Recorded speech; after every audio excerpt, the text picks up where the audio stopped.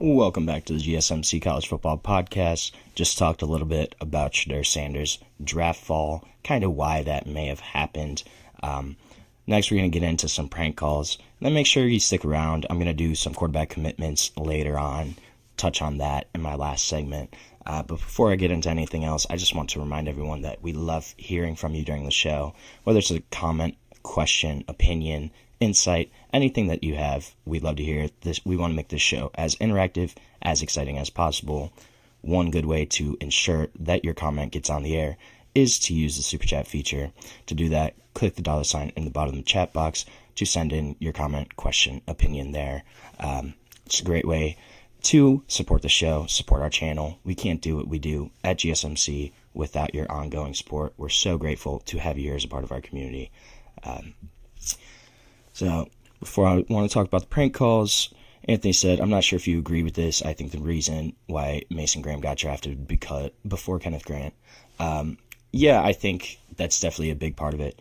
The one really big plus I have with Mason Graham is I think his floor is super high. At the absolute minimum, you're going to get a guy that has a really high motor that should be at least a decent starter in the NFL. If he doesn't have that kind of star power. But yeah, I think the floor wise, I think it was kind of a safer pick for the Browns. Obviously was a big position of need. I'm really high on Mason Graham. I think he can be a really good player in this league. But yeah, I think he was more pro ready, just more solid overall as a prospect, more well-rounded. And I think he fit a little more schemes. He was a little more versatile, which I think that's also part of the reason that he may have gone a little earlier than Kenneth Grant did. Kenneth Grant, impressive D-tackle in his own right. But I think kind of the skill set of Mason Graham also, I think, like I said, that floor, just with his motor and his abilities already, I think he can come in right away and be a really solid contributor to an NFL team at the absolute minimum.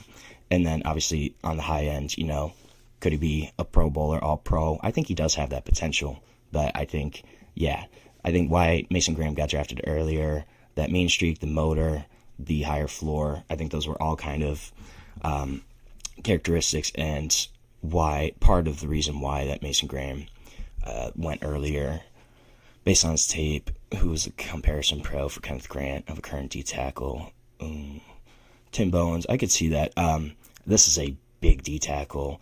I think also maybe somebody like a Vita Vea kind of, where you have a 330-pound guy that's plugging the holes in the middle and also kind of has a higher pass rush ability. I think that's a solid comp for him.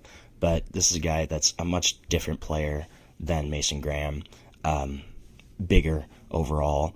I think he's stronger in the run game, but I agree. I think he does have a little more pass potential.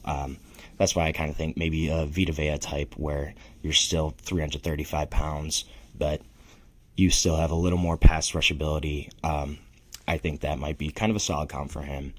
But I think he could be a really good player in the NFL too. I'm not super low on him. Casey Hampton, yeah, I could kind of see that too. But Kenneth Grant, I think, yeah, he might take a little more time to kind of develop before he reaches his potential. I think Mason Graham just was a little more pro-ready and just was able to kind of fit more scheme-wise. I think that's probably part of the reason why Mason Graham went a little earlier.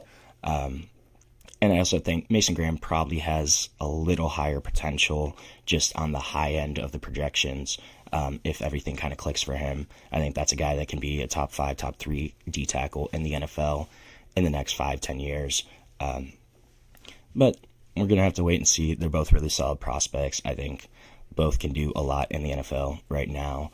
I want to switch gears a little bit. I want to talk kind of about the prank calls, what happened here. So obviously, 40th overall pick came around. The New Orleans Saints were on the board, and Shedeur Sanders gets a phone call, and the guy answers. He says, "Hey, this is Mickey Loomis here, GM of the Saints. It's been a long wait. We're going to take you with our next pick right here." And the best thing is this was all recorded, all taken down by Deion Sanders Jr.'s YouTube channel by Wall-Off Media. This was all on tape. And Shedeur, obviously, he's like, "Yes, sir, this is going to be legendary." And then the guy said, but you're going to have to wait a little longer. Sorry about that. And hung up. Obviously, Shedeur Sanders was confused, kind of what happened. I think this is a bigger story. Be the D-tackle. Chris Jones, are you talking about? Because Chris Jones, man, he's a baller. That's a guy that's a legit player. I could maybe see that. I think there's a lot that has to go right for Kenneth Grant to kind of reach that level. But it's definitely very possible. This is a guy that has a ton of potential, and especially if he gets in an NFL weight room, gets his body a little more right, I think that's a guy that could really blossom as an NFL pro for sure. But yeah, we're going to have to wait and see on that. I think that's going to be interesting, kind of how that all shakes out. But the prank calls, though, I think this was interesting. This happened not only to Shedeur Sanders, it sounds like Tyler Warren also got a prank call in the first round, as well as there was a 6th-round offensive lineman that got drafted by the Buffalo Bills, Chase Lunt. He said in his press conference he got 4 or 5 prank calls. And this is kind of interesting.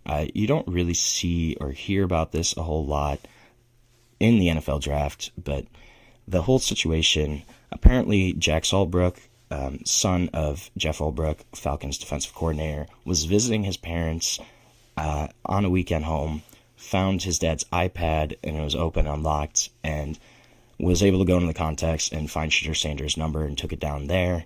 I kind of feel for Jeff Albrook here. It's a situation that you can't really control. You were at your own home, you had your iPad, and your son ended up taking it.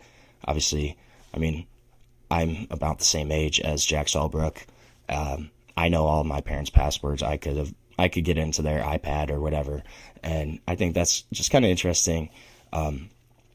What the fallout's going to be here. Atlanta has said that Jeff Albrook is not going to be punished anymore. They said he wasn't aware of kind of what happened here, of the data breach, of the prank call, and I really think that is the case. Obviously, the NFL is going to investigate this and kind of what happened.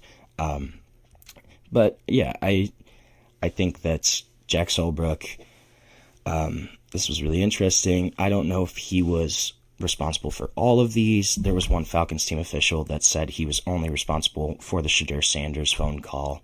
I wonder kind of else what happened, if the Tyler Warren call, if the Chase Lunt calls, were these from Jack Albrook's friends or just other people he knew, or were there other potential leaks throughout the NFL? That's going to be something that the NFL is going to investigate, kind of what happened here. But for Shedeur Sanders, he responded really well. I will give him this. He said he was on a conference call with some Cleveland area reporters after he was drafted. He said that he wasn't bothered by the prank. He said it didn't really have an impact on me because I was just like, I don't feed into negativity, or I don't feed into that stuff. You've seen it on the YouTube channel. He said, it is what it is. I think, of course, it's childish. It was a childish act, but everybody does things. Everybody does childish things here and there. And props to Shedeur, honestly. I think that was a really great response. A diplomatic response, but the right move here. You accept that this happened, and obviously, after his fall, after kind of these reports that are coming out of him being brash, arrogant, kind of turning off NFL teams, I think this was the right move from his perspective to kind of switch gears, say, hey, this isn't a super big deal, even though that's something that, it could have ruined his draft night. That I'm sure from a prospect's point of view, you get a call like that and you think it's the call of a lifetime. Shedeur Sanders thought his slide was ending. He thought the Saints were going to pick him up here at 40. And they did actually take a quarterback. However, it was Tyler Shuck. It wasn't Shedeur Sanders. And I feel for the kid, honestly, there. That's got to be a really tough situation of you're fulfilling your lifelong goal of playing in the NFL, and you get a call, you think your dreams have come true, and it's not the case. It's someone just messing with you. The whole situation, I feel for Shedeur Sanders. I feel for these other prospects that this has happened to. I wonder what the NFL fallout is going to look like here. but we're going to see what happens. I don't know if this was just a Falcons leak or potentially others throughout the NFL. We're going to have to wait and see, though. So we're going to take our second break of the show. When we come back, we're going to switch gears a little bit, and we're going to talk about Dabo Swinney's comments and the potential of a Super League. Stick with us. We'll be back on the GSMC College Football Podcast.